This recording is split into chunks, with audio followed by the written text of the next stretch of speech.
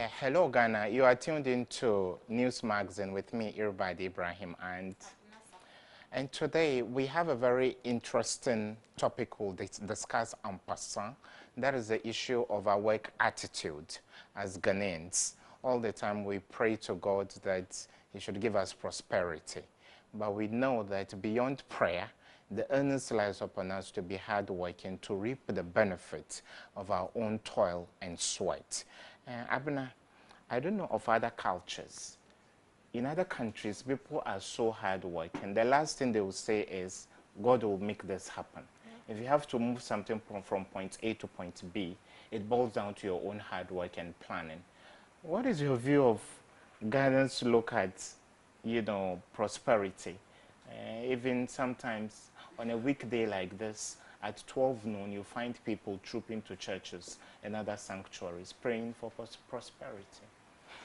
Yeah, I think that's an eyesore. I don't see why people should abandon their jobs and then go to sit in the church room, pray 24 hours, looking for monies to fall from heaven to the church. Because no an employer would pick his job and then look for you or locate you in the church room to give the job to you to do. No way. Yeah. So you will have to, a little prayer, and then you do the job. But if you're always looking forward for employers to change you with their jobs in the church room, then you're a liar. I mean, you're deceiving yourself. Yeah, people should not get us wrong. We are not pagans. Not at all. We believe in God, but then I can look at this on two different levels. At the student level, I remember during our days in UG, you had to do biological science before you could qualify for medicine. And people would go late at night. Instead of revising their notes, they say, God, either medicine or suicide, medical school or suicide. And there are prayer groups on campus, apart from SU and many others. And people become so dogmatic. Instead of revising to make the grades, people would want to go pray to make those grades. And those two things don't really add up. Not at all. Yeah, so you need to study so you can make good grades. And then in the job market, you get to work. I don't know what happens here. Then there's a little quiet time. I don't know whether here at Kantanka TV, Yes, Abina, you do that. Because, of course, Papa comes from a certain religious background. So 5-10 minutes, that's reasonable. 10 minutes is even too much. Yes. Yes, it's just 5 minutes. 2-3 I think minutes. he's had this in Crunches.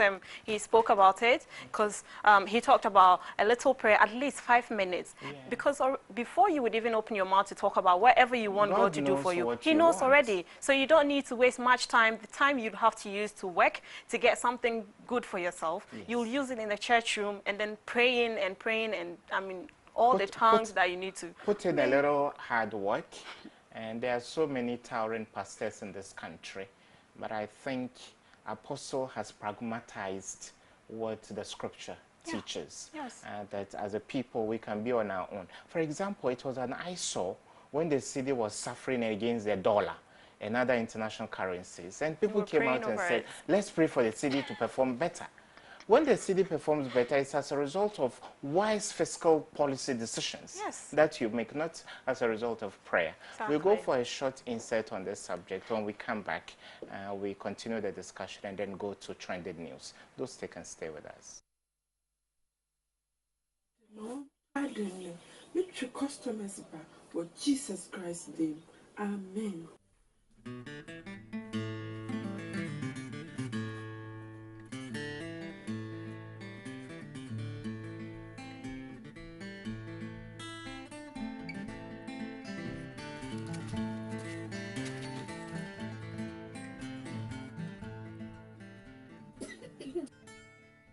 What's your more tidy? We put in the morning seats. Even if it's kind of.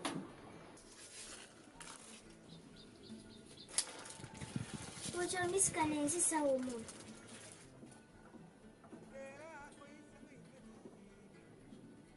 I.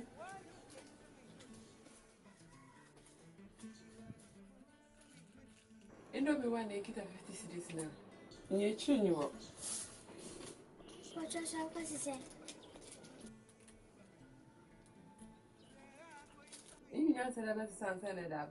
Biscuits not one.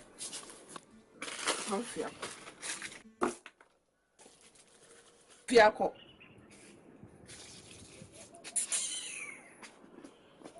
Washing.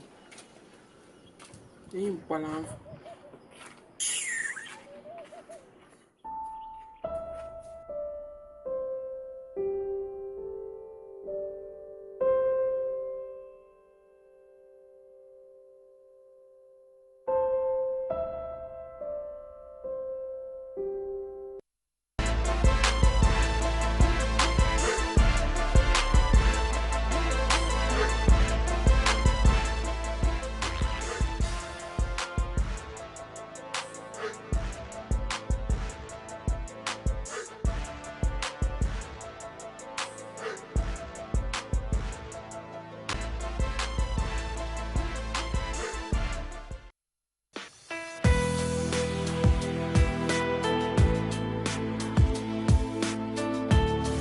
Hello, lovely people of Africa, African Youth Time. It's the show, as I rightly said, that gives African youth the platform to have an up close with living legends who are helping build the continent.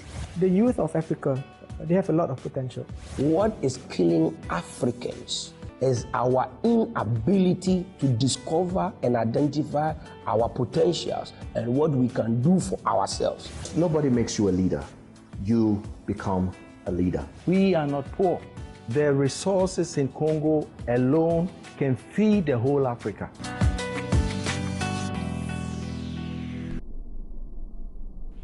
You're welcome back. Ghana has to experience an overhaul in terms of our attitude towards work. Just gone by is a short clip of a woman who prayed in the morning that God should give her prosperity at work. Then she lay in the shop and was sleeping. And instead of considering the mantra that the client or customer is always right, she felt the little girl that had come to trade with her was young, so she could talk to her anyhow. So therefore, we need to change our attitude before we can make progress as a country. We can't continue to just be praying. Religion is the opium of the masses, Abena. Everybody wants to take a cover with religion. You are government, you are messing up with the taxpayers' money. It's okay, we have to pray about it. I think we need to look at that. It's very important. Yes, so on that note, we'll go for another quick commercial break. When we come back, Abena takes us through the trending news. Those stay and stay with us.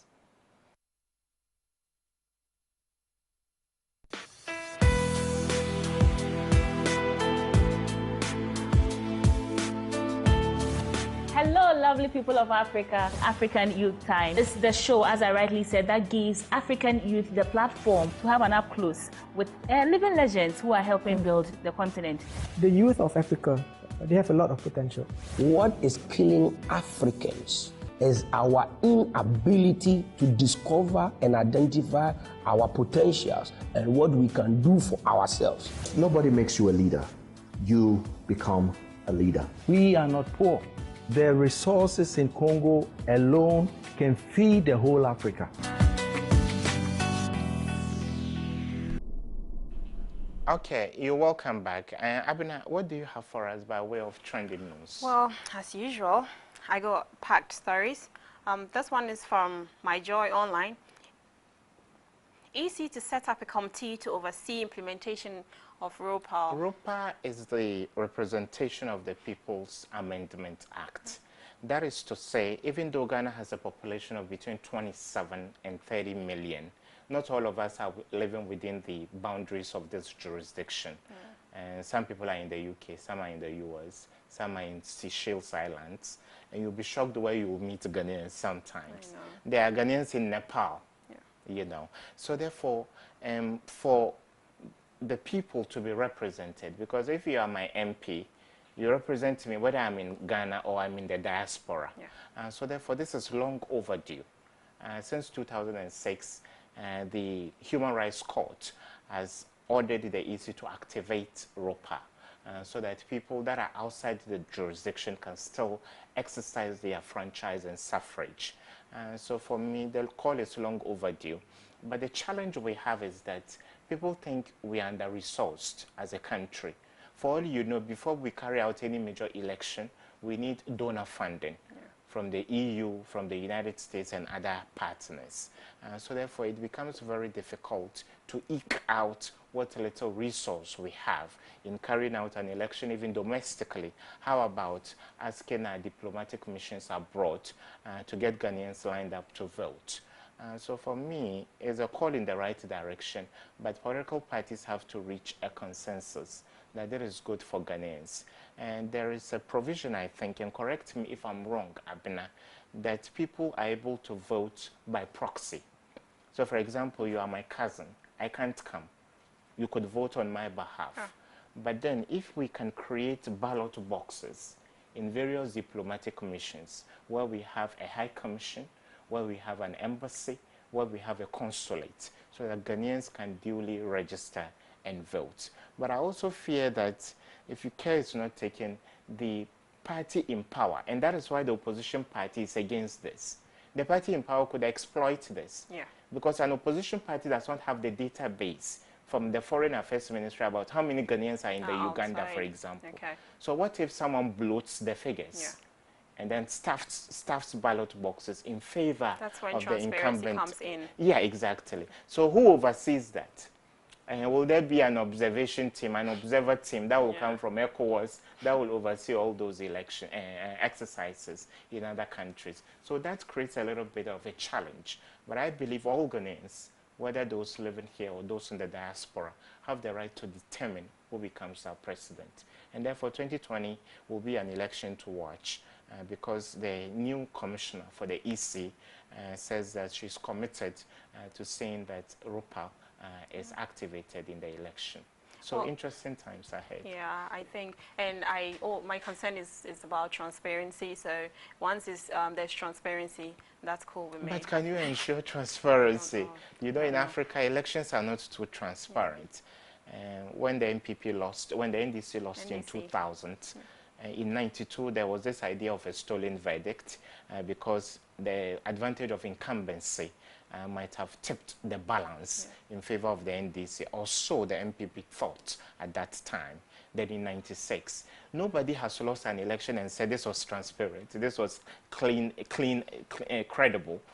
So therefore, even when the NDC lost as an incumbent party, it said something happened with the transmission of the results. So we can't guarantee transparency.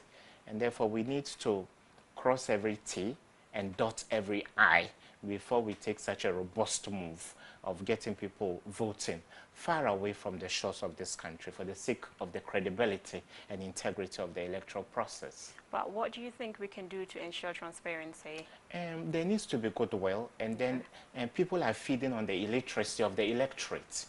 For me, an election day should not be a public holiday. It's not necessary. Yeah.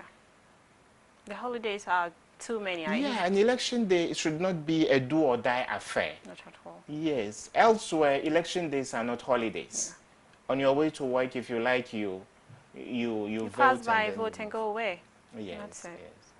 Okay, away from that, some judge slams government over telco's tariff raise. This is from City News. You have to pay more for every call you make per minute. Yeah. I'm told we are paying anything between 2 Ghana and 2.5 Ghana cedis. What about the other services that provide rebates? Sometimes you're able to bundle and you have a number of minutes or hours. So therefore, Ghanaians should be ready to pay more for the calls they make. And so it is going to affect business because people use phones all the time in their line of work. And so it's going to be a bit difficult for some people. So what's your say? I mean, your take on No, let's leave the politicians to do the politics. Okay. But I think the tomato sellers should be able to pay less on phone calls. Management should be able to interact with staff people, paying less in terms of telephone. Okay.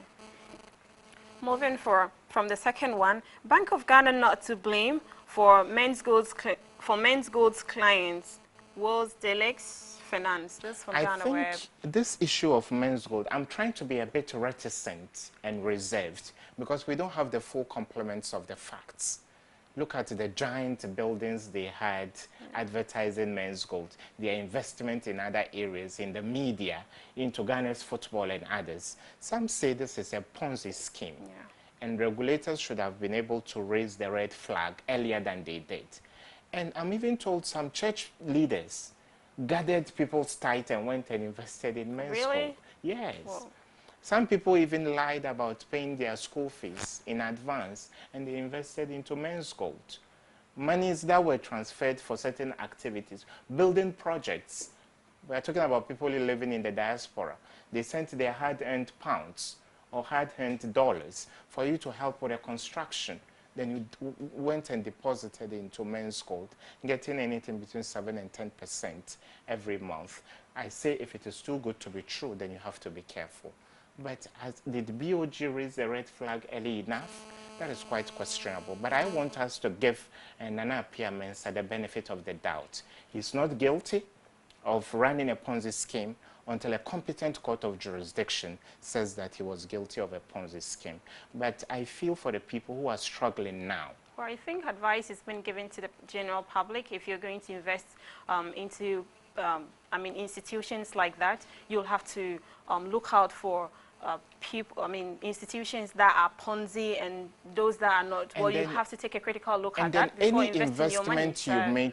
Any investment you make, speak to a financial analyst. Okay. So the person advises. We saw Piram, we saw DKM in the Brunhafu region. That cost the lives of some people. In the case of DKM, you would deposit 5,000, and in 3 months, they would increase it by 80%. It doesn't make economic sense. Yeah.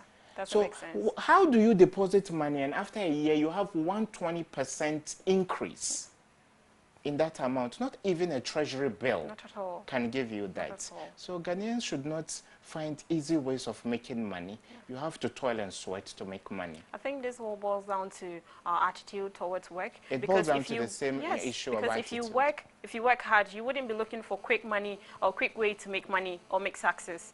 Okay, that's fine. Okay, so away from that, ex-UT Capital Bank staff beg for cash. Yeah, it's a challenge. The banking sector is facing a lot of challenges. Some have turned into Uber drivers and others. So it's quite a sad, eventuality for people. I know, because if you lay off a staff, well, you have to give whatever that the person or the staff is entitled to. Should be given to them. You don't have to wait for them to come crawling on their fates on their knees before you give out whatever is due for them to be given to them. But I blame the BOJ. The Rambo style it adopted in shutting down emerging banks only created fear and panic. I think Dr. Pakusi Ndom is on a tour to educate people that not all domestic banks are suffering. Yeah. People are scared to take their monies to banks now. And so therefore I thought there could have been a diplomatic way coming out with a press conference with the heads of each of the banks and explaining to people that because of reasons ABC, we are merging. It doesn't mean we'll imperil your savings or deposits with us. But adopting a Rambo style, look at the branch, the Silver Star branch of UT. When they converted it into GCB, they gave them up to 12 noon. They came and then they pulled down the logo and put another logo there. I think the strategy was wrong. And therefore, we need to support domestic banks so that they can stand on their feet. And I also don't understand why sometimes we will have to wait for the latter part of anything that is happening before we take a step. We need to be preemptive and not reactionary. When we see the signals, the early warning signs, we need to act fast and act diplomatically so that we don't throw fear and panic into the system. Okay. To our last story of the day, Uganda human trafficking arrest after Jordan's death. This is from BBC. Maybe in future we'll get the opportunity to discuss human trafficking. Most couples go to the village to get a maid, and the girl is 12 years old. The girl has the right to be educated by this family. The things you wouldn't want your own child to do, don't force the real girl to do.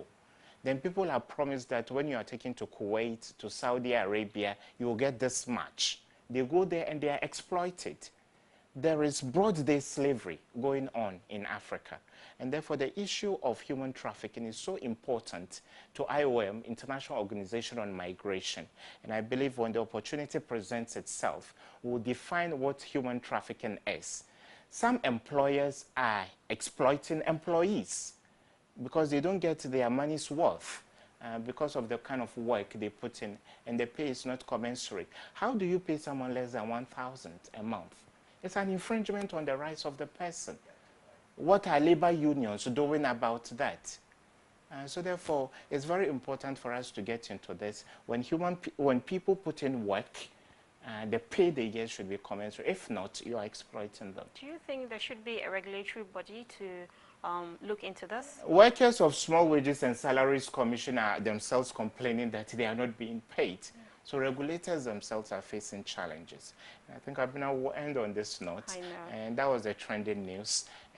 On this show, we look at the problems and we try to prefer lasting solutions to them. We'll go for another commercial break. When we come back, we sit with Madam Nancy Elpo, former director of the Ghana Education Service. Do stick and stay with us. We'll be back shortly. Do you want to enroll your ward in a school that has keen interest in academic excellence and sound religious upbringing? Then Apostle Safo School of Arts and Sciences is the place. Apostle Safo School of Arts and Sciences, Great Asas, offers general arts, business, home economics, visual arts, general science and technical courses in auto mechanics and applied electricity. Great Asas has well-equipped laboratories for all the science-related courses, an ICT laboratory, and a well-stocked library. Excellent boarding facilities are available for both boys and girls with adequate security measures to ensure your ward's safety. Students also have the privilege to go to Apostle Safo Suaye at Gomu Ampota for practical lessons with the proprietor, Apostle Dr. Engineer Kwedo Safo, for 1 month during the long vacation. We also have a school bus that picks your ward from home to school and back home. Great Asas has a cadet corps, a choir, drama and debating club to harness the hidden talents in your ward. Locate Apostle Safo School of Arts and Sciences at Awoshila Stop, Accra, Ghana. Great Asas.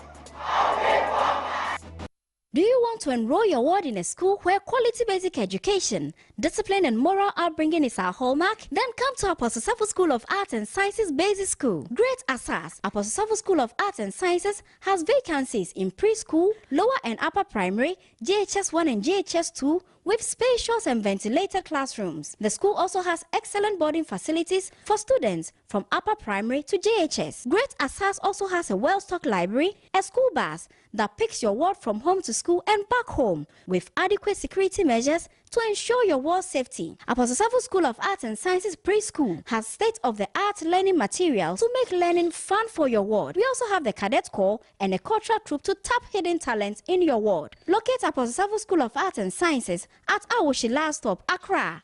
Great Asa.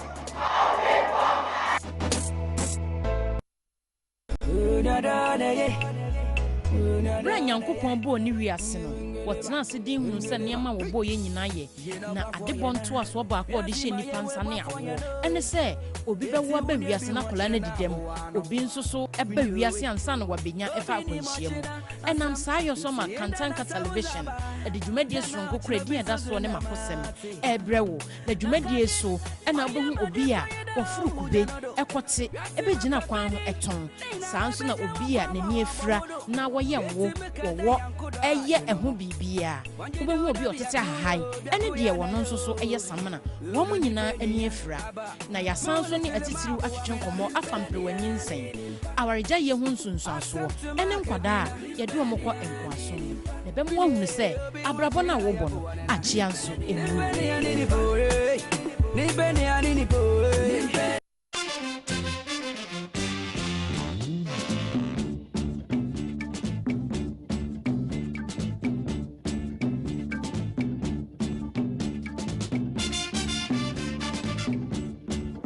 Onipa how ene ne da achenti ena abribia wo sori prayer hwehwe na ahoto ne nso ema prekope enkukuhwe ase ene wo how bebre ena ewo mu wenti ena Kantanka TV ya hwehwe dwumadie foforo kra ya to din se edwaso nsem wodwaso nsem dwumadie so ye beba kana adwadefo ne abusa wo how ene wo mama ne wo efa mu na empo se edaw bitai akira a wode pre ahwehwe won da achen ahoto eno ti hia wo nua ba ama adwobi e wo Kantanka TV ne emfa edwaso nsem emfa mbro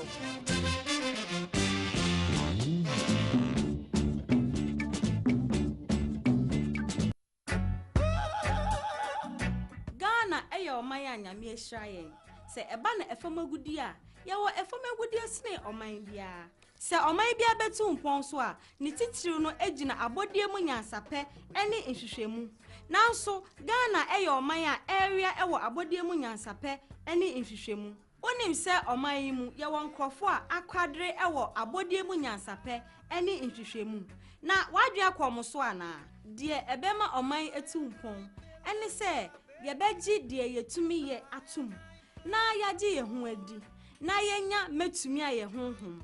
Ghana hia me, Ghana hia wo, Ghana hia ye nyina. Enti hia me, afia asafo akantimpo, ewo Kantanka exclusive jumedie so. Na yendwene oman mpuntu mu. We gonna chase those crazy. Chase them crazy. You're welcome back. And we keep reiterating the purpose of this program. It's not going to be a scratch on the surface. That is why we are exhaustively tackling preschool education so that policymakers can identify the challenges, the perennial ones we have, and then proffer lasting solutions to them. That is why we've lined up experts in this area and former administrators, including our own mother, the one we have today, Madam Nancy Elpo. Madam, you're welcome to the show. Most grateful. Okay. You can join us via phone by calling us on 0558 656899, or you can reach us on WhatsApp on 0242 817 239. We implore you, anytime you call, kindly turn down the volume on your set. You're welcome, Madam Nancy. Thank you Good to very have much. you. Good to be here. We are continuing with a recap of the episodes we've had and how to tackle some of the challenges there are.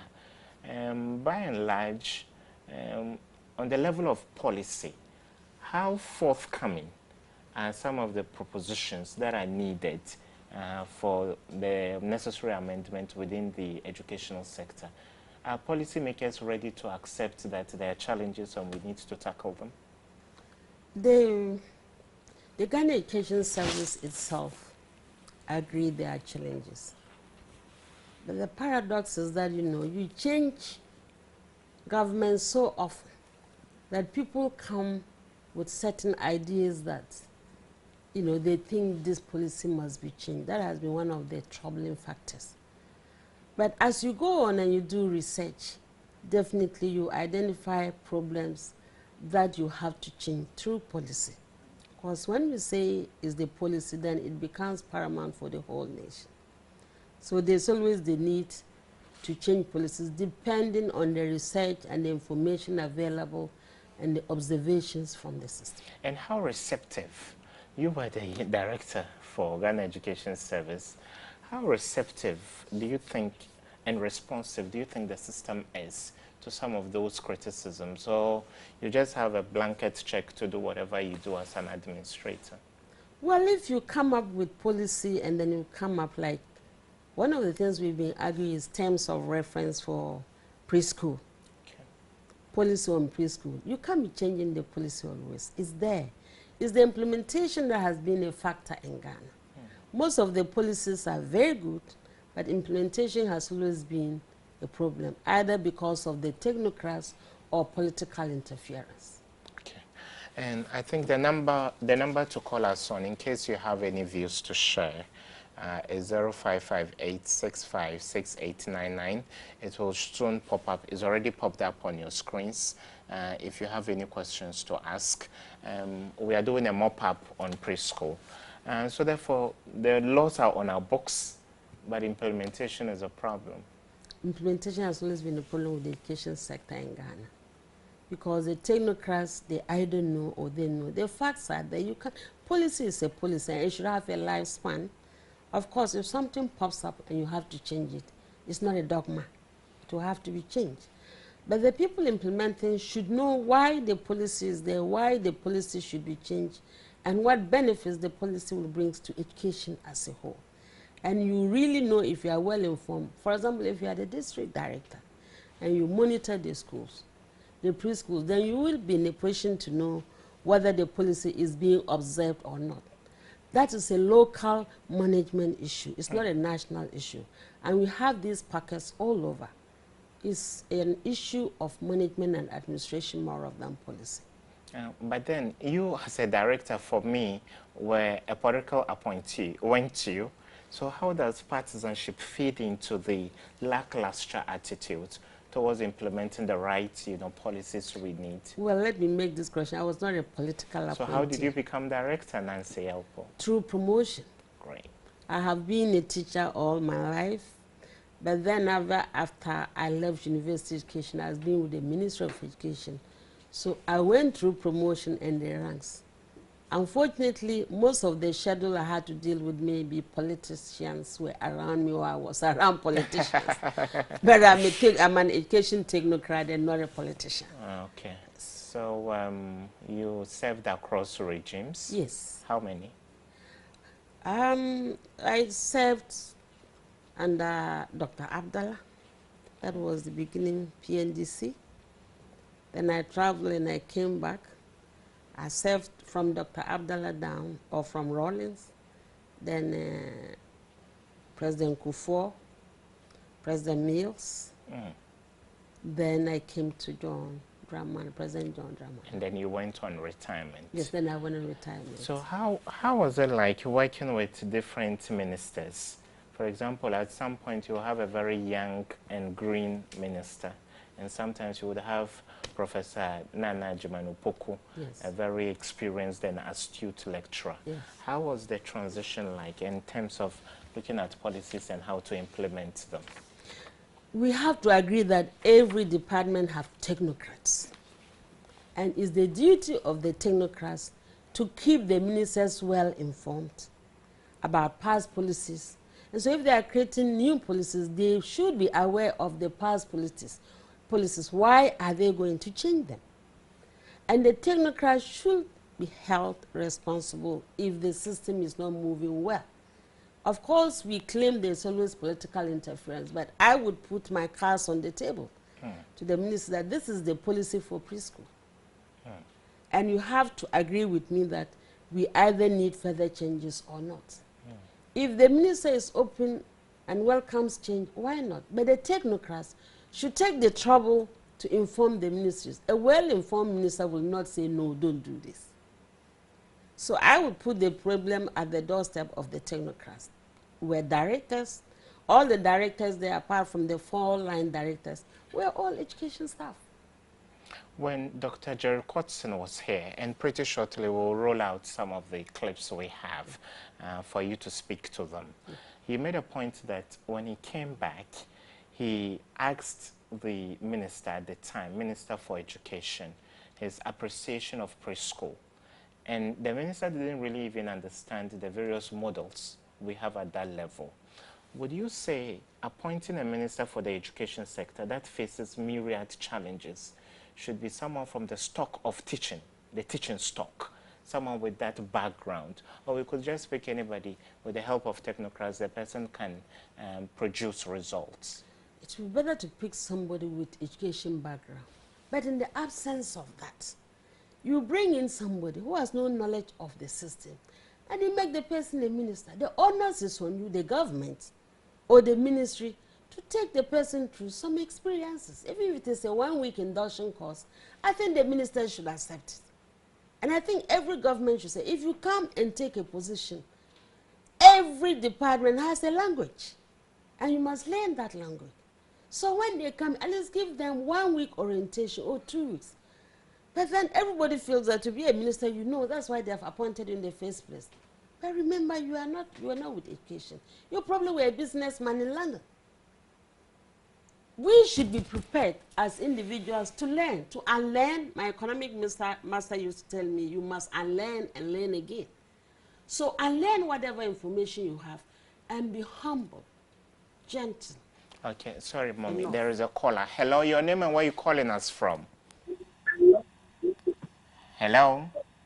Hello? Hello? Hello? Yes, sir. Good morning. Hello, good morning. Hi. My name is Samuel. Hello, my name is Samuel. wasn't. The line wasn't too stable. Yes. So what I'm saying is that we Hello? should, in this country, give Hello? the opportunity for people to learn. Even if you have learned before, give the person a chance and remind the person that this is what was happening. Why don't we do that? You take a minister from somewhere, put the minister down, the minister assumes a position of know-all. And the technocrats also withdraw. I don't think it's a competition. Agree the minister, yes, come in and then let's talk. Even if it's from the other party, the other divide, there's something on the table for Ghana, not for the parties or for the individuals. I think it's something we have to approach with all seriousness and sincerity. Nancy, you are no holds barred and you're able to tell policymakers in their face what you think we should do. Okay, there's a caller. Hello, your name and where you calling from? Hello, caller. Hello. Yeah, thank you so much for making time. Your name and where you calling us from? I'm Samuel calling from Medina. Samuel from Medina. Welcome to the show, Sammy. Thank you so much. Okay, sir. what's on your mind? Sir, actually, Mommy said something concerning our educational system, and that is the frequent changes of government. Okay. That is one of the major problems that our education or this country is facing. Because of the frequent changes of government, our educational system is not stable. What I believe is that this country should have one ideological direction, and that is a national policy. We should have specific policies for this country. You know, one of the major building blocks of our country is education. Right. Yes. So we should have a national policy. Any political party that comes to power should focus on that, apart from whatever his manifesto or whatsoever. Okay, Sammy. That's what I believe in. Thank you so much. That is quite a nationalistic call. Even on F-Cube, free, you know, compulsory universal basic education. You find policymakers toy with the future of the kids. Then later, when we go beyond preschool and go to basic school and high school, you realize that this government comes and says, okay, senior high school education should be 3 years. Someone says, okay, I want 4 years. Another person says double track, very soon triple, quadruple tracks. So therefore, can that ideological policy is talking about, can it be made immune from any changes because the man in the Flagstaff House or the Jubilee House has changed? Well, maybe I think we leave that to the technocrats. The policy is there. It was worked on. So if you come out, you need to know why that policy was put in place. Oh, sorry, I have to cut in again. Hello, your name and where you calling us from? Yeah, my name is Frank. Calling from DC. Yeah, can you speak up a bit? Yeah, my name is Prince. I'm from DC. And Prince from DC, Dansoman. Yeah. Okay, thank you, neighbor. Thank you for making time. Yeah, thank you very much. Okay, what's on your mind, Prince? Yeah, I wanted to ask Madame, how does she feel when the government asks teachers to write exam for a promotional exam, or how does she feel about that? The license exam teachers have to write. License, yeah. Okay. The license exam. Okay. Okay. Thank you so much. Okay, I think she will tackle that, but tackle the first one. And even at preschool level, I don't think you need any specialized training as a teacher or facilitator. But finish up on the first one. Yes, that's what I'm saying. The policy makers are there. The policies are there. You come and meet them. It doesn't matter which part of the divide. We must be sincere to ourselves in this country. Call the technocrats. There are terms of reference most of the time. Why was this policy made? To cause what change? Has it been causing the change? Then you discuss it with the people. You don't come out and come with a different thing. I'm the minister. It's a fact. This is what I say. And so that policy is thrown away when you take on another one. It will get to a stage in this country we have to stand up. That if it's a policy, when you come and you want to change it, have the humility to call the people around and say, well, I came and made this policy. There's knocking on my door that it should be changed. Why was that one made in the first place? Why do we need to change it? What was the impact of it? Discussion is very important. Communication is very important. Consultation, stakeholder consultation is very important in this country, but that is something we are lacking. I'm sitting here talking of maybe if I'm the Minister of Education today, hallelujah, God bless, I may decide not to give a hearing to that, but that is bad enough. Try to find out why that policy was there in the first place. Do we really need to change it? But, Mommy, you would be putting technocrats in a very tight corner, because any form of resistance to what the ruling party thinks as a status quo could lead to an unwarranted transfer or a demotion. So you only hearken to the orders and directives of the minister. You can't have a say. So that is what I'm saying. I'm expecting the minister to have an internal discussion with the staff, with the technocrats, with the directors, that this thing is there. My government says I should change it. Why was it there? What was the impact? Why should I change it?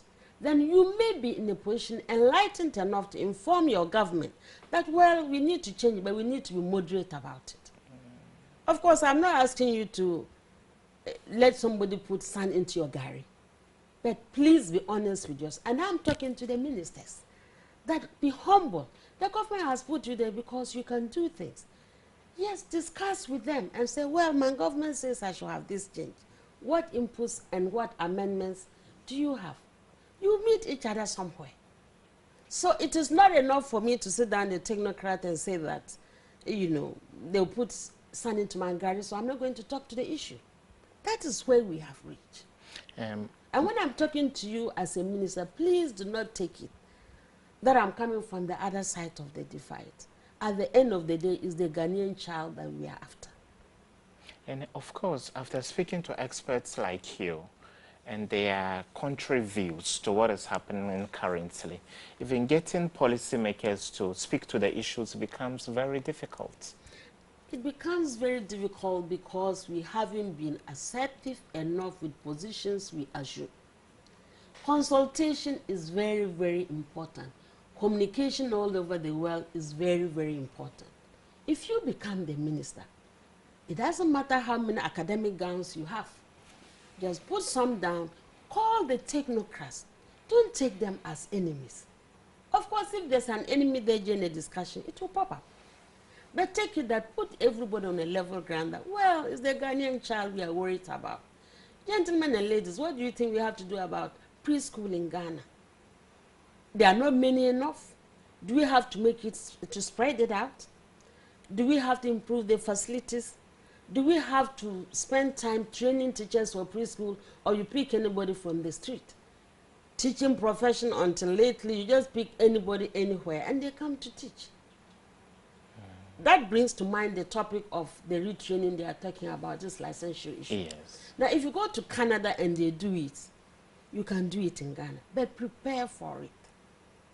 There's nothing wrong if you want to make a change. But sensitize the people is only necessary. No, but the licensure exam, will it not feed into the same paperwork we keep doing? You are just going to write and then be presented a paper.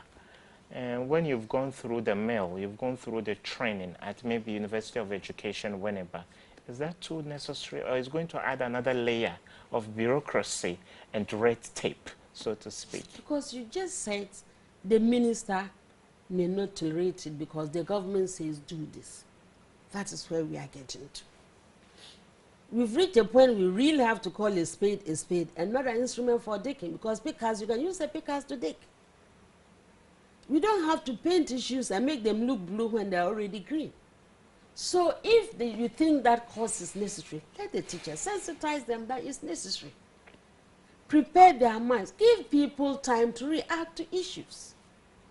But you come and like a little child, you say, come and do this. That's why they are resenting. But I'm sure if you take time to explain to them, give them the reasons, then yeah, they will welcome it. Once they welcome it, you have stakeholder consultations. Teachers easily change. I know you are trying to shy away from making any political statements, and I agree with you entirely. But working with Professor Nana Agyeman-Poku, and then working with people you would call neophytes in the area of education, do you think plucking someone from the University of Cape Coast did us any good in terms of policy direction in the education ministry? Yes, it did start some good because you know whom in the education sector to call to come and assist because you've been with the system. You know what are the end results of whatever policy or program. It does help in a way. Because you go to Winneba and you recruit that so and so. That's what we used to do. You call people from the Cape Coast and ask them to come and sit on this topic. Go into it, research into it, and advise. Even with Nana, you need the technocrats from Cape Coast University and from the system to give you some information. I think we should run away from this issue of I know it all, or I want it all in the favor of my party. Everybody should remember that the Ghanaian child is first a Ghanaian child before he's from any party. Okay, a few other recommendations were made by our guests. We go for a few inserts. We'll be back shortly, so Madam speaks to them.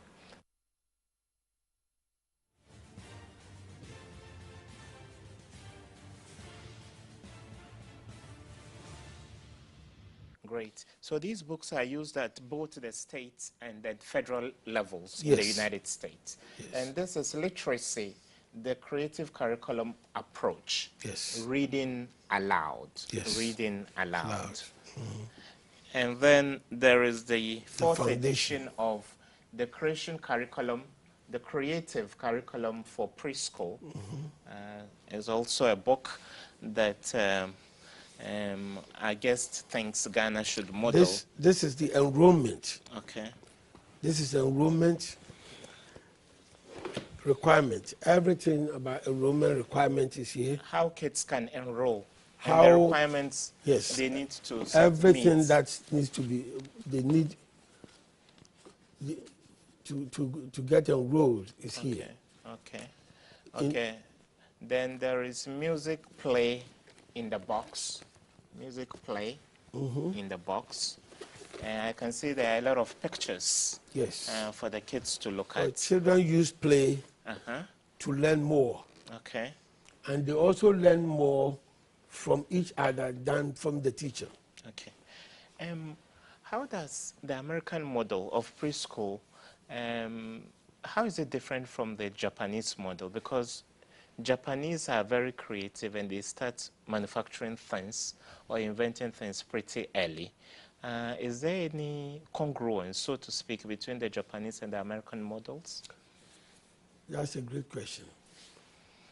My understanding is Japanese have adopted Dr. Maria Montessori's curriculum. The whole of Japan, and for that matter, Asian countries, they've adopted Dr. Maria Montessori's creative curriculum, Montessori curriculum. Okay. Given the opportunity, Jerry, what are the policy changes you would want to see? Of course, there is no working document, I hear, and that sets the parameters for what should be taught in a preschool and what the conditions are supposed to be generally. Given the opportunity, what would you change in terms of policy direction? And that is why I brought these books. They are all in here. Given the opportunity, I'll go step by step what I have here. And I have people standing by who will also guide me to make Ghana a world-class country for the rest of Africa to emulate from us. We are talking approved international models at the preschool level. Apart from Ghana, what other African countries are doing so well in this area? Have you had a look at what South Africa does, what Mauritius does, and what Egypt does, for example? For South Africa, I've done some research on their preschools, and Mauritius, no, I have not done any. But for South Africa, I've done. They are coming up, but they don't meet the Ghanaian standard as I see now. That's Mauritius. That is South Africa. South Africa doesn't look as good as we look in terms of preschool. Yes, South Africa. they were, when they had independence, they were on the right path, but right now, things don't look good for South Africa, in my opinion. In closing, what would be your final recommendations and pieces of advice, so to speak, on the next steps we need to take as a country? My recommendation would be to find out what curriculum Ghana is following, and if they don't, I will recommend one for them. And I would like to find out from them if the name Montessori is just a name given to schools, or they are actually practicing Montessori curriculum. And if they are actually practicing Montessori curriculum, I'm ready to help for them to set up their Montessori curriculum.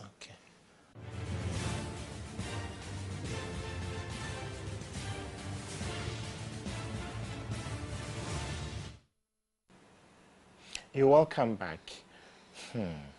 So many challenges. I think that is why Nancy, News Magazine has come into the system, and so that we look at some of these problems we have and tackle them. Dr. Jerry Watson, let me re-announce. You can ask in the dying embers of this program. You can call on 0558 656899 if you have any questions for Nancy Elpo, or keep sending your WhatsApp messages. That will be read shortly by Abena on 0242 817 239. Dr. Jerry Watson, U.S. trained, practiced in the U.S. in the past 2 decades or so. He came with a pile of books. Is that the kind of policy direction we need? Taking hook, line, and sinker. What other developed countries, what developed countries are using? No, you think we should be innovative enough to identify our peculiar characteristics and implement policies that will be geared towards that? There's no problem looking at other international policies. You cannot reinvent the wheel. It's good to have information, basic information from various sources. For example, when we were setting up the junior secondary school program, we took textbooks from all the West African English-speaking countries, put people together to go through it. Then you come out with the terms of reference, then you come out with the syllables before you can write the books. So there's no wrong looking through. In fact, it's good. Get the information, but that does not mean you should cut and paste. Get the information, then sit there and say, well, if we take half of this and half of that, we're going to have a very good syllabus for the Ghana education system. You just don't cut and come and put it there. For all you know, you'll be putting a round peg in a square hole, and it won't work. It's our country, people. Let's relax and see what is good enough for us. So there's no harm with going through and the information, but let us make one that will work for us. I asked him about Japan.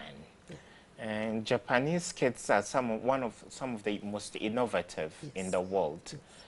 So would you rather a Japanese style, even at that infantile level, or an American one? Why do you make a hybrid?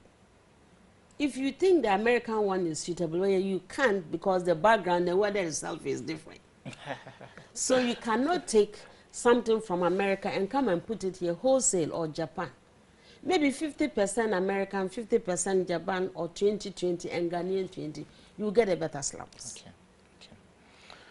Okay, Madam Nancy, I think the numbers will roll again. 0558 65 6899.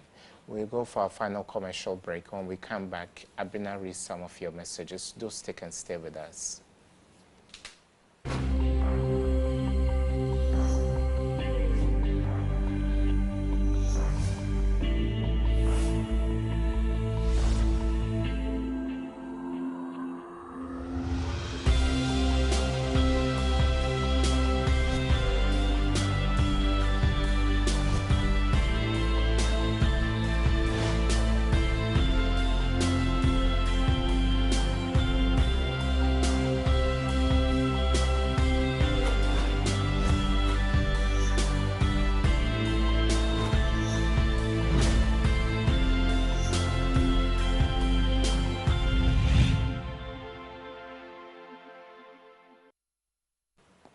You're welcome back.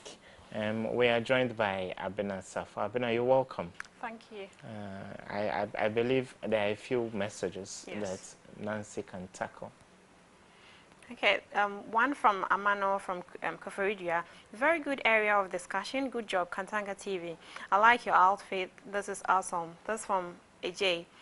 I think the next one. I think your message on attitudes was very good, and it should go for our pastors to advise their members very well. Abu from Nkonya. Nkonya. Alavanyo in Nkonya. It's within the Volta region. Oh, okay. Alavanyo in Nkonya. Okay. Banks are collapsing. People are losing their jobs. What is the way forward for Ghana? Okay. And then the next one, that's from Kofi Bediako. Good issues. Listen, I'm listening from London.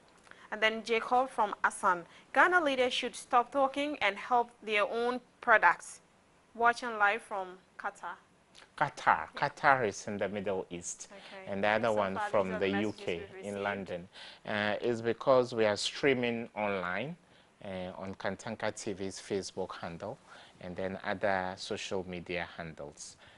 In closing, Abena, if you have any question too, you could ask. But in closing, Nancy, we've identified the problems.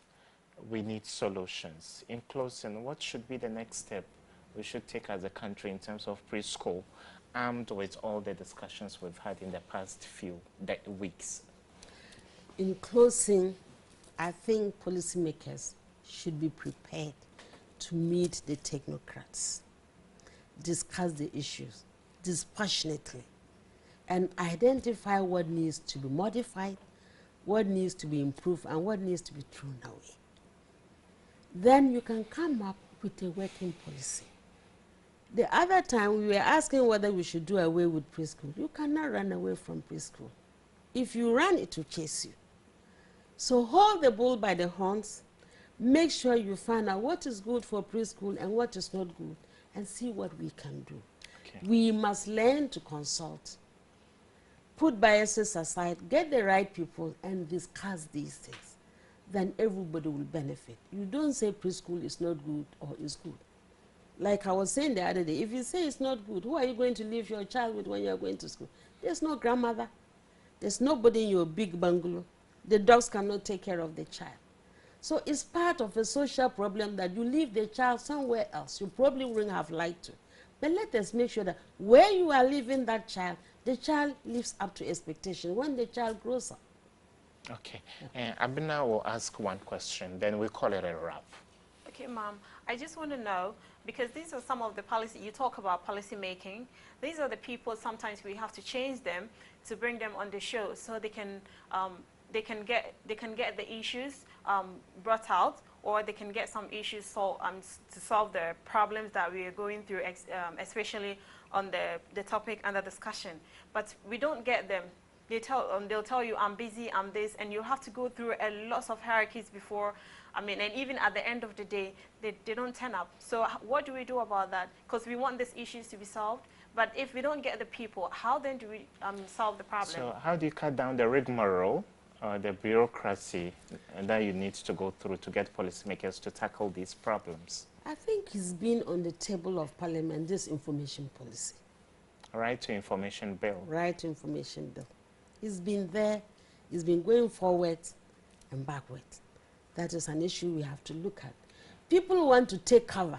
They want to be sure that they don't run into problems. So if you come on a show like this and you go political, you don't know what will happen to you next.